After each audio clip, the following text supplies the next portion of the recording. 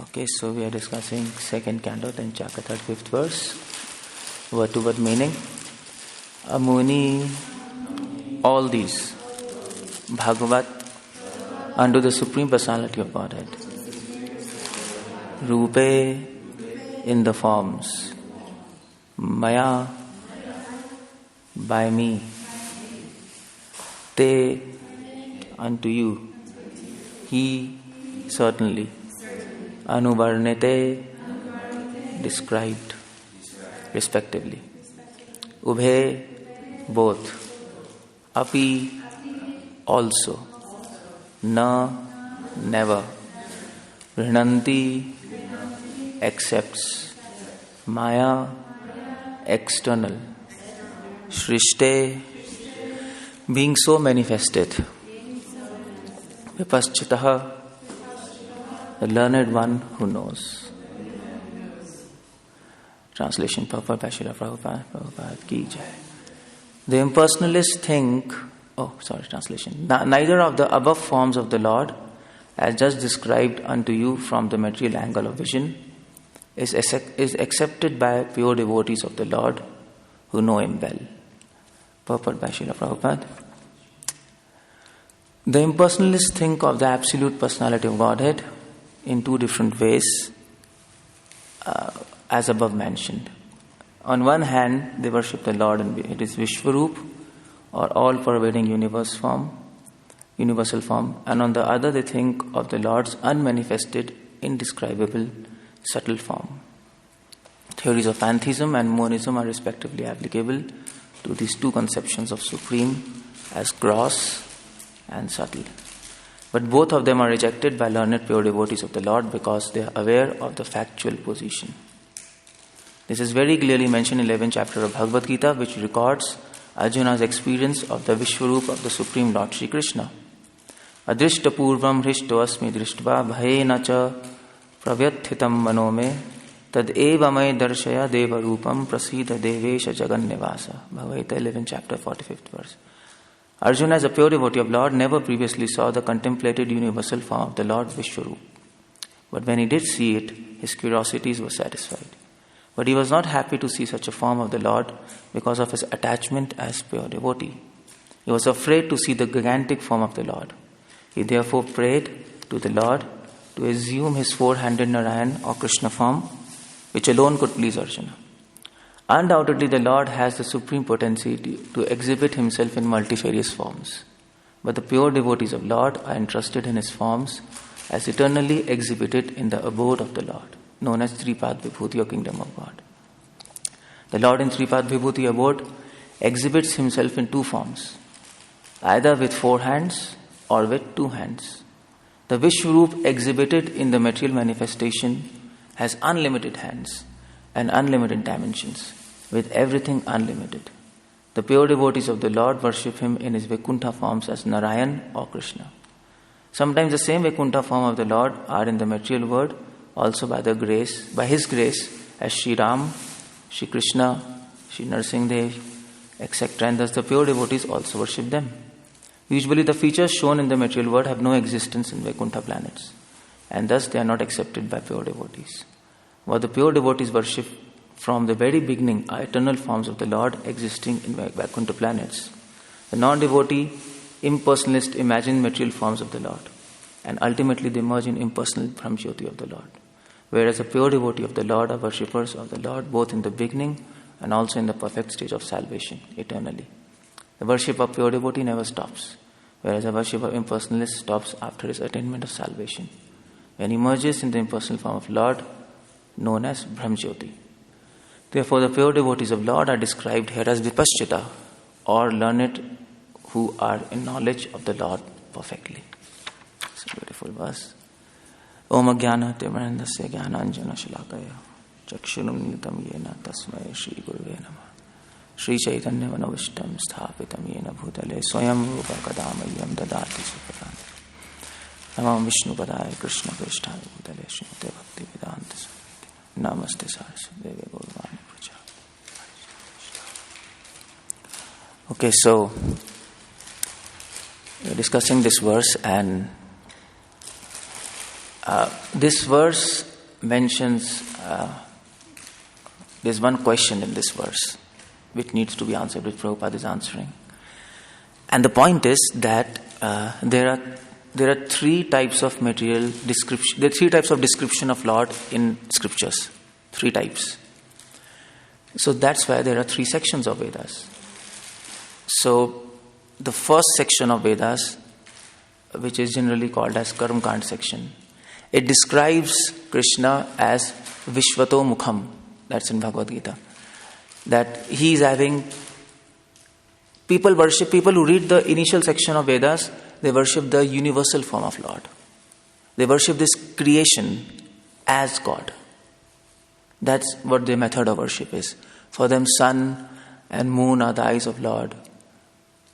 And sometimes it is said in scriptures, moon is a mind of God, Krishna. For them, mountains are his bones, rivers are his blood and blood vessels. Trees are his hairs, chirping of the birds is his beautiful sound. And wind, blowing wind, is his breath. So they worship this form. It is mentioned in the initial section of Vedas. This kind of worship, it is there. And then we have the Upanishads. That's a later section of Vedas, which mention the worship of the unmanifested, indescribable, subtle form, the impersonal form. That's what Prabhupada begins in the first line. That they worship, impersonalists think of absolute personality in two ways. So these both are almost impersonalist, because they don't accept the personal form of Lord. They worship the impersonal. Either you worship Krishna as this universe, that's also impersonal, so big, there's no personality. Or you worship Lord as impersonal form, Brahmajyoti. Prabhupada mentions here, Vishwarup or as Brahmajyoti. These two philosophies are called pantheism and monism. Monism. Pantheism means worshipping everything. Monotheism means, monism means worshipping one, light. And this is mentioned in Bhagavad Gita. Ekatvena pritatvena bahuda vishvato mukham. It's there. It's 7th chapter of Bhagavad Gita gives you 7 types of worshippers. 7th chapter, 7 types of worshippers. If you read Bhagavad Gita. So here, Sukadeva Goswami is mentioning just 3 types of worshippers. So 7 types of worshippers. We all know that there's that Bhagavad Gita verse. What's that verse? There are 4 types of people who worship. Chaturveda bhajanti mam ye jana paryupasate. 4 types of people worship him. Jigyasu, Artha, Arthi, Arti, Jnani. That is inquisitive, distressed, who are in search of money, and who is knowledgeable. And then 7th chapter says, okay, these are 4 types of people who come to me. 3 types of people come to me. Who are they? One is monist, who worship Krishna, Brahmajyoti. Another is people who worship universal form. And third is people who worship demigods, Prithaktvena. The 7 type of worshippers who are not pure devotees, they are mentioned in 7th chapter. And then there is a pure devotee.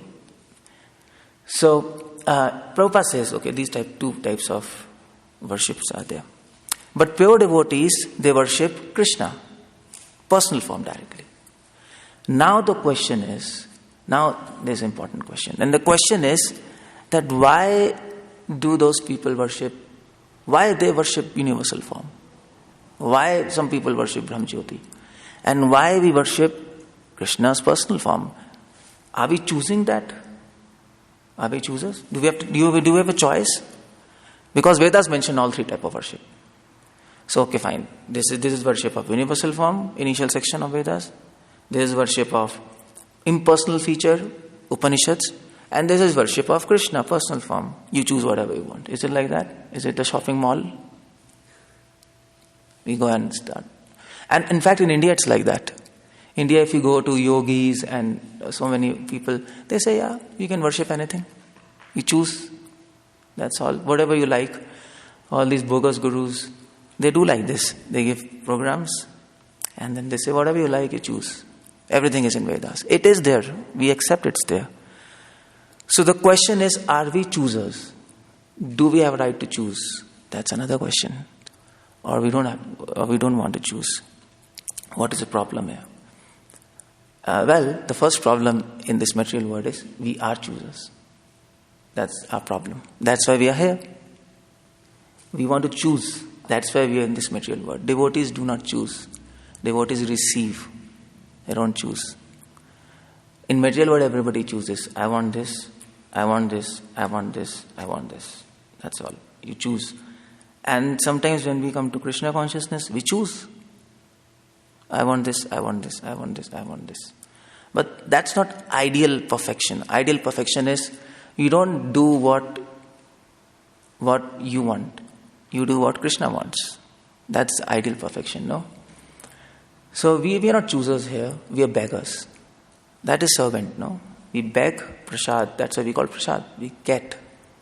And that's what Prabhupada says. In Nectar of Devotion, there's a line Prabhupada says there. Prabhupada says, pure devotees of Lord, they practice to give and not to take. That's their practice. They give and don't take. Or in other words, they give service and receive whatever Krishna wants to give us. That's what our practice is. We don't take, we don't choose. That's not what a servant is. So, but now the question is, Prabhupada is saying, Arjuna,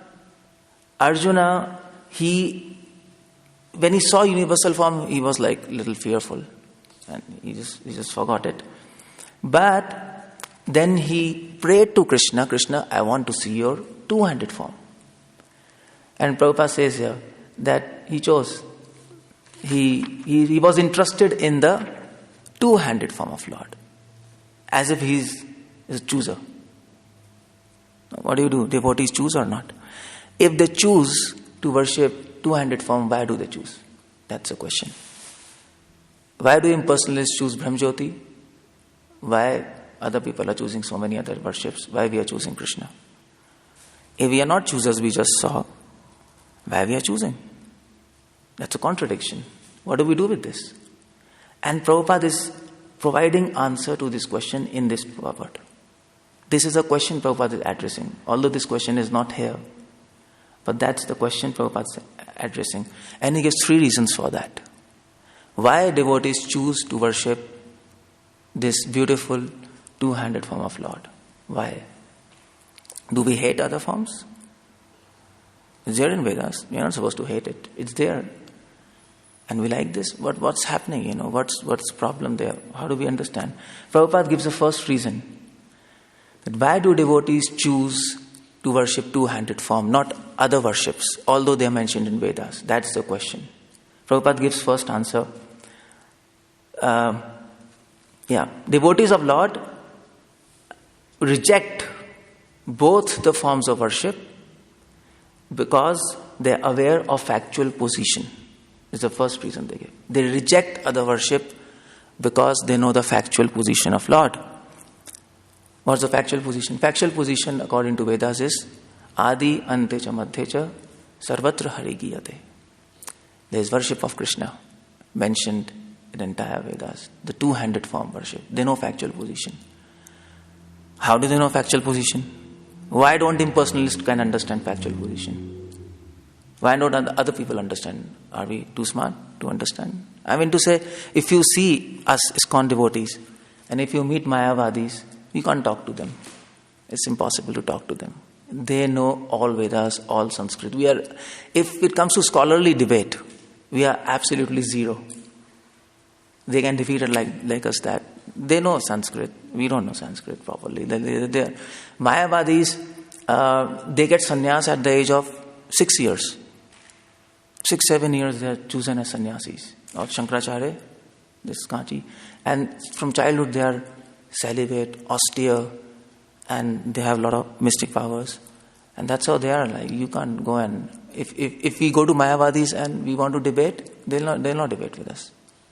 They'll give us laddu, go. That's all. Because They're far, let's accept they're scholarly. Of course, they don't come to conclusion. That's another point. But they are scholarly. I met few I went to Mayavadi, just staying with him.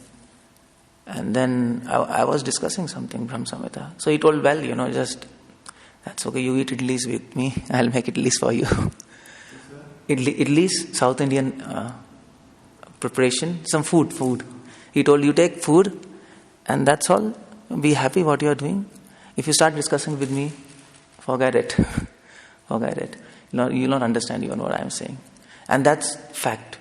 That's a fact. They are far too beyond us. So, well, Prabhupada said in one of his purport, we should also respect Mayavadis. He said you debate with them, but at the same time he also said once, you should respect for their celibacy, for their knowledge, what they have acquired. It's not that they're foolish.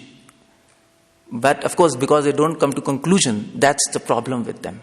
That's the problem with them. Okay, so the point is that, what do you do with that? So they don't come to conclusion, we come to conclusion. Why? Because there's a point there. And the point is that we read Bhagavad Gita and Bhagavatam, which is called as Nirnaya Shastra. All other scriptures are called Updesh Shastra. Vedas, Puranas, Upanishads, Updesh. Updesh means they instruct. You have to do this, you have to do this, you have to do this, you have to do this. Instruct in procedures, instruct in principles. Both. But Bhagavad Gita and Bhagavatam are special. They are Nirnaya Shastra. Nirnaya Shastra means they give decision. So, what do you want first? You want decision or you want instruction? What do you want? You first need decision, no? Is it? What do you want first? You first want means or you first want goal? First you want to know where to go or first you want to decide how to go? You want to know where to go, no? Then you decide how to go. So Bhagavatam and Bhagavad Gita, they give us decision, the goal. That is why they are Nirnaya Shastra. Other scriptures just give instructions and principles and some kind of worship. And that is why Mahaprabhu said that we have just two books, Bhagavad Gita and Bhagavatam. Madhyastha Bhagavata Puran. That's our life is centered around these two books. Bhagavad Gita is said by Krishna, Bhagavatam is said about Krishna, and also said by Krishna, of course, 11th canto. And that's where Mahaprabhu is Krishna himself. So he knows what he's talking about. Why just Mahaprabhu told you, ISKCON devotees, my devotees will only read Bhagavatam and Gita. You don't need to read other books. And if you go to South India, people debate with us. Come on, you read just Bhagavatam and Gita. What about Vishnu Puran? What about Vedas? You talk to Sri Mayavadis, talk to Vaishnava Sampradaya, Sri Sampradaya, Madhva Sampradaya. They, come on, just two books. What about Vedas? What's happening with you all? They argue with us. And, well, what to do? We have argument. We have argument that these two books are Nirnaya Shastra. They give goal, they give decision. And this is what is most important. Even if you don't read others, no problem. And that's why Prabhupada says that devotees are aware of the factual position. We are aware of the factual position. We are aware of the goal. That is why we reject those kind of worships and we take to this kind of worship. That is 9th chapter, 15th verse. Krishna says, Bhagavad Gita, Krishna gives decision. Krishna says, Jnana api cha yagyena, Jnana yagyena cha api anne, ye jana paryupasate, ekatvena, prithaktvena, vishvato, bahuda vishvato mukham. Krishna says, my devotees, he is giving decision. 9th chapter, 14th. My devotees worship me. Satatam kirtyanto mam. Tantascha ditavarta. Namasantascha mam bhaktya nityokta pasate. Prabhupada writes in the purport, people who are Mahatma, people who are pure devotees, they worship Krishna. Krishna is giving decision. And the next verse he says, Jnana yagyena cha api anne. Anne means others. Others in Vedic knowledge, who are in Vedic knowledge, they worship something other. Universal form, impersonal form. That's others. You see, when he talks about devotees, he says, my. When he talks about other kind of worship, he says, others. So he makes a distinction. He gives this decision. And we follow Krishna. So, that's the first reason Prabhupada gives. Why we choose worship of two-handed form? Because we are following decision scriptures, Nirnaya Shastra. That's what is important. Okay, so we know factual position. Another reason which Prabhupada gives in this purport is here. Because the pure devotees are attached to the worship of Supreme Lord. Where is that? Okay. Arjuna was not happy to see such a form of Lord because his attachment as a pure devotee. Second reason is because we are attached to Lord in pure devotion. Now what this means? It's a simple statement, but if you put in context, it has a deep meaning. Why we worship two-handed form? Because the principle is devotees choose what Krishna wants. We are choosers, but we choose what he wants.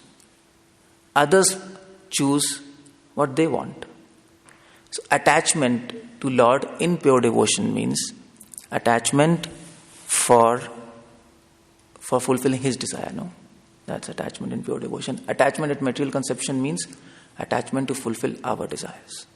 That's why Prabhupada says in this translation, neither of the above forms of Lord I just described unto you from the material angle of vision. That's material angle of vision. So, and that's there are examples, all of us. For example, like these boys in Vrindavan, they were playing with Krishna, and and some boys told Krishna, we are hungry. So Krishna says, okay, what do you want? So they said that there's a Talvan there. Talvan, we all know this story. Talvan, let's go and play there and let's eat fruits. Krishna told, okay, let's go. And then they went there, and of course, that Dhenukasura and all those things.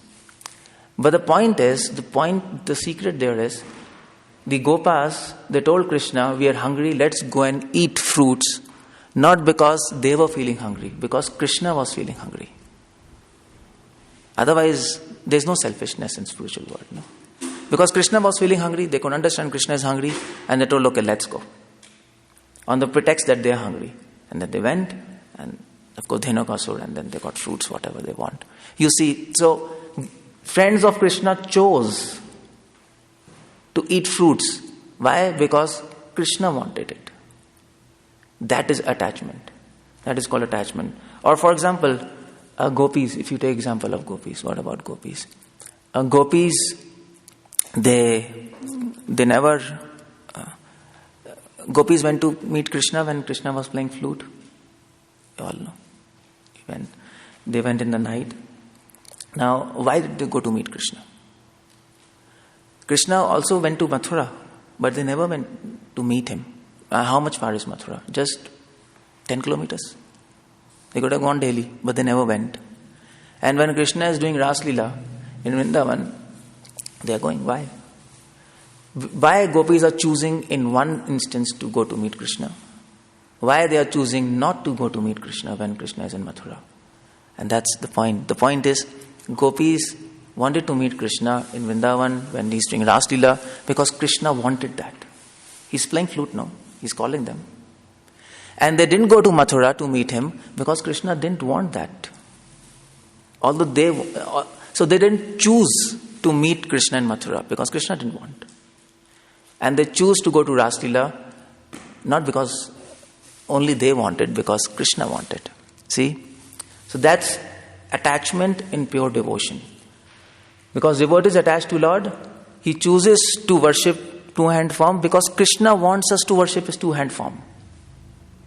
That's the idea.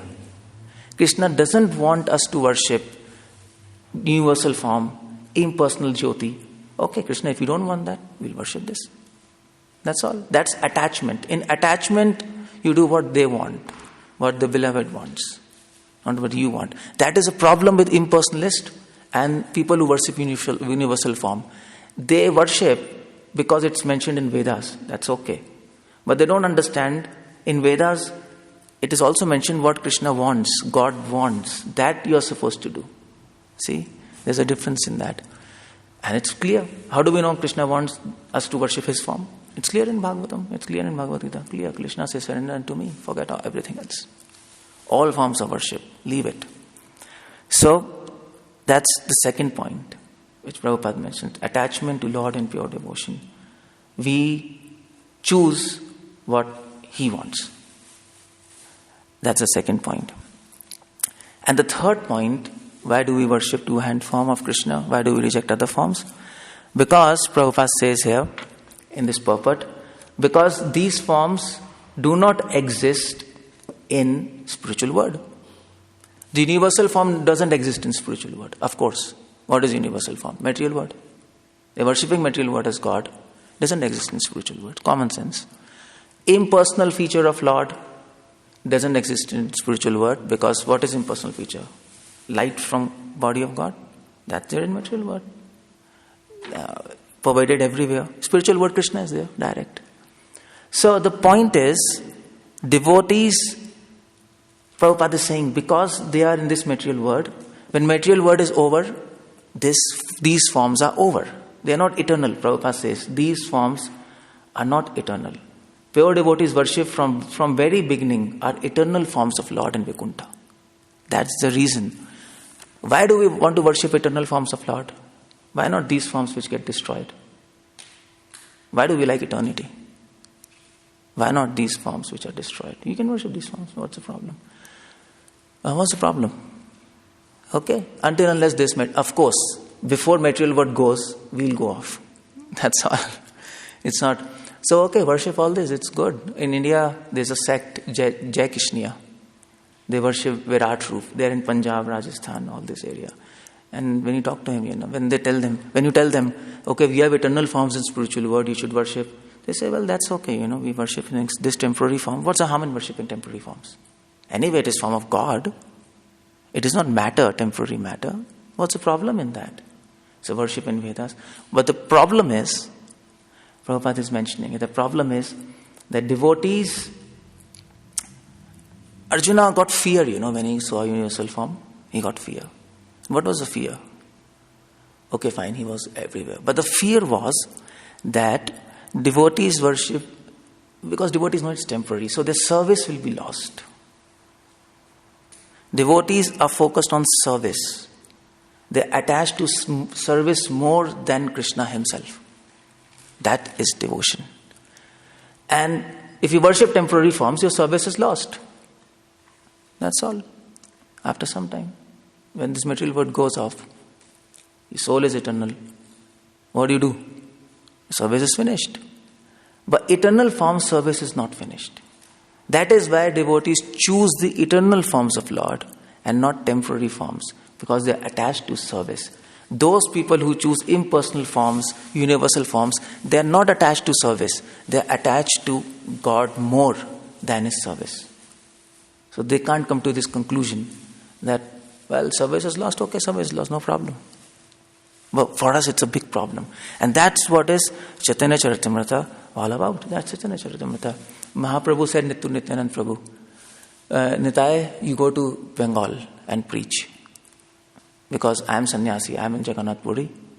I cannot go to Bengal and preach. You can do it. Because Mahaprabhu said, in Bengal there is a problem. There was a problem. In Bengal, there were many dacoits at that time. There was Hindu-Muslim fights going on. I mean to say all this fight between, there was Muslim kings and Hindu, that we all know, historically.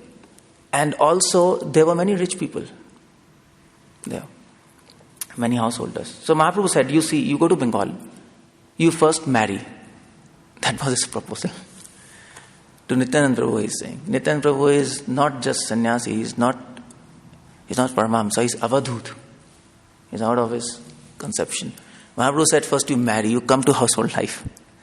And that was a big proposal, If you tell to Avadhut you marry, he'll say, what is this, I am mad. Are you mad also? Nityananda Prabhu, when Mahaprabhu mentions marry, go to Bengal, take a house. And Nityananda Prabhu not only took a house, he lived in a palace. You can imagine, you go to Panihati, Kharda. That's where he stayed. And it's a big palace. And there you go and then dress very nicely. You see such a contrast. Previously in Bengal, when Mahaprabhu and Nitai were there, Nityananda Prabhu was just roaming naked. He doesn't know anything. And now afterwards, he go to Bengal, he marries, he takes a palace. He doesn't marry once, he marries twice. 2 wives, Jahnava, Vasudha. And then he's wearing all kind of opulent dresses. He had a jewel which he hanged. Each finger he had a diamond ring. Each finger. And he was eating pan. He had a turban. That turban is still there in Kharda. You can see that. And on the turban there was a big jewel. He had a stick. And people who saw him, they said he is a bogus guru. Because he's walking like that. And all other devotees with him, they are in rags. Like Dhananjay Pandit, who was living in Sheetalgram, or maybe all other devotees, Paramanand Vasudev and all other. They were all renunciates. Vrindavan Das Thakur.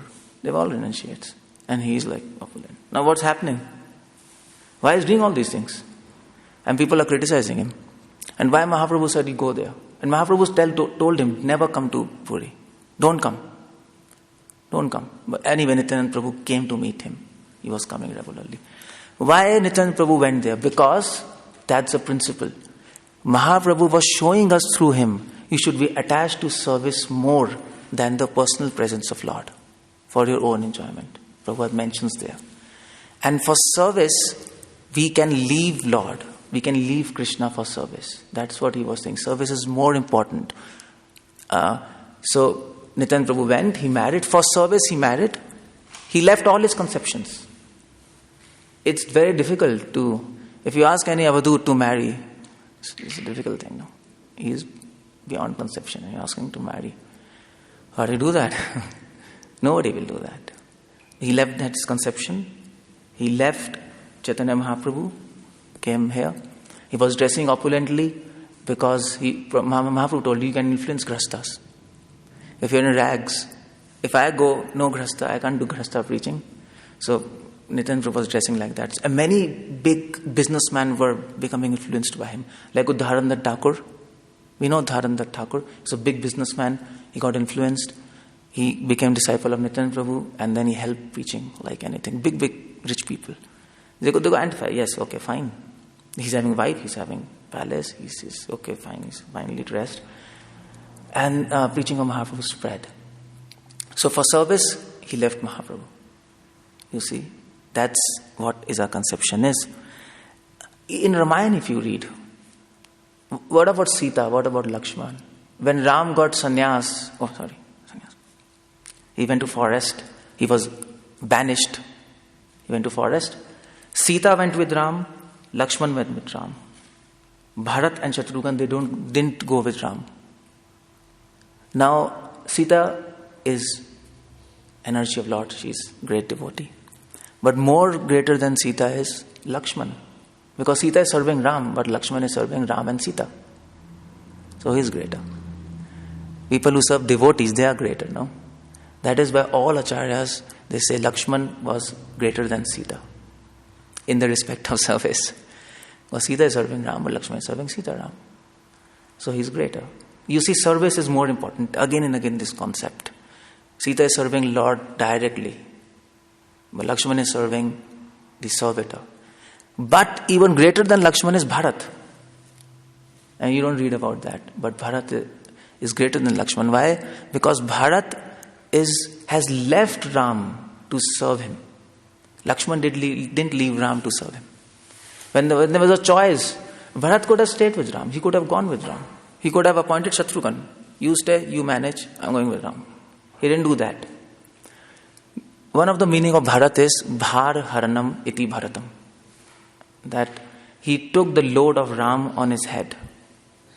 What was the load? To manage the kingdom. Is it? So Bharat chose service than Ram. And that's why he became greater than Ram. Lakshman and Sita both. And even greater than Bharat is Shatrughan. You don't hear about him much. Why he's the greatest? And that's why Valmiki didn't mention about him in Ramayana much. Because to understand him, you need pure devotion. And common people, it's beyond their conception to understand these kind of intricacies, So he didn't really mention, it was hidden. But Shatrughan means, Shatru means enemy, Ghan means destroy. Shatrughan is that person who has destroyed his enemy. He has destroyed lust. But not ordinary kind of lust. He has destroyed the lust to be with God. And there is a difference. You can desire to meet God for your own enjoyment, or you can desire to meet God for His service. If you're desiring to meet God for His service, then you can leave Him also for His service, because you're attached to service. But if you're desiring to meet God for your enjoyment, then you can't leave God for service. You see, that's why Mahaprabhu said, Rupa Goswami, all Goswamis, you go preach in Vrindavan. They were so unhappy, they were weeping. We want to stay with you. Mahaprabhu said, no, service is there. So again and again Mahaprabhu, Lord Ram, Krishna, they are teaching us that service is more important. Gopis, I just told you, Gopi never went to Mathura Vrindavan. Why? Because they were given a service. Their service was to show this world what is love and separation. Okay, if that's a service, we'll not go. Fine, we'll show that. So Shatrughan has destroyed that mentality. Shatrughan could have chosen to be with Ram, but he didn't choose. Rather, he chose to serve Bharat, because he knew that Bharat's devotion is greater than Lakshman and Sita, because he chose service. Shatrughan chose to serve the service. You see. So he's more greater. He's the greatest. He didn't choose Lord, he didn't choose service, he chose to serve the service. That's what Mahaprabhu said. Gopi bhartu pad kamle or dasanu das. It's a deep conception there. And that's what matters. That's a third point Prabhupada gives here. That's a third point. That is why we don't choose to worship universal form, impersonal form. They are temporary, our service will be lost. Even though this is worship of God. This worship is non-different from worship of Krishna. Vedas say, Brahmeti Paramatmeti Bhagavaniti Shabdate. That's there in Bhagavatam. Advayam Chatat Jnanam Advayam. The worship is not different, but yet there is a difference. And the difference is service. So, Prabhupada sees the third reason here. And last line Prabhupada mentions, and this is coming in this verse, Vipaschita. This is the last word. Prabhupada mentions, therefore pure devotees of Lord are described as Vipaschita, learned, who are in knowledge of the Lord perfectly. Devotees are intelligent. Why are they intelligent? Because they know how to choose what Krishna wants. Why are they intelligent? Because they know the factual position of worship of Krishna. Because they know Bhagavad Gita and Bhagavatam are Nirnaya Shastra. Why are they intelligent? Because they fear the loss of service. They choose service more than the personal presence of Lord. It needs intelligence, no? It's a lot of intelligence to understand this. They are not simple concepts. Ordinary person cannot understand these things. You have to choose service than God. Come on. What's this? What's this all about, And you have to choose what He wants. You have to destroy your lust to meet God. That's a big thing. How do you understand all of these things? That is why Sukadeva Goswami uses the word Vipaschita. Prabhupada mentions here. They are in knowledge of Lord perfectly. They understand that if you want Him, you will go to meet Him. But if you please Him, He will come to meet you. That's their intelligence. So they're trying to please Him. That's our focus. Hare Krishna. Thank you very much. That's what Prabhupada is. Any questions? I finish. Yeah. Oh, yes, Mataji. This is there in all Prabhupada's, but if you put in context, it will come out. In context, we have to put. Okay.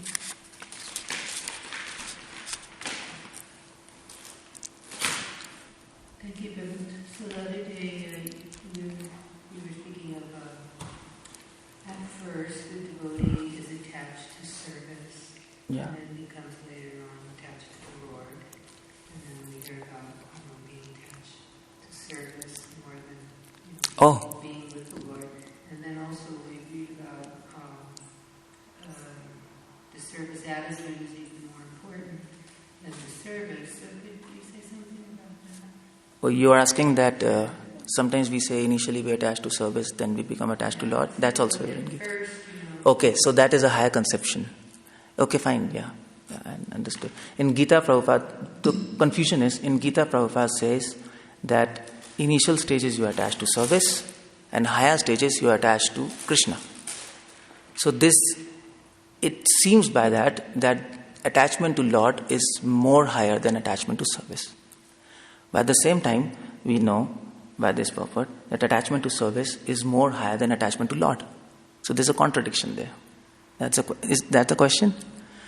And the answer is that in initial stages, Prabhupada says they are attached to service and not to Krishna.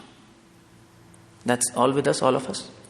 But when we advance, we are attached to Krishna for his service, not just for him. You see, there's a service is included. When you go to higher platform, lower platforms are included. Just like when we go from Shant Ras to Dasya Ras to Vatsalya Ras, Dasya Ras is included. So, and when you attach to Lord, then there's a yet higher platform.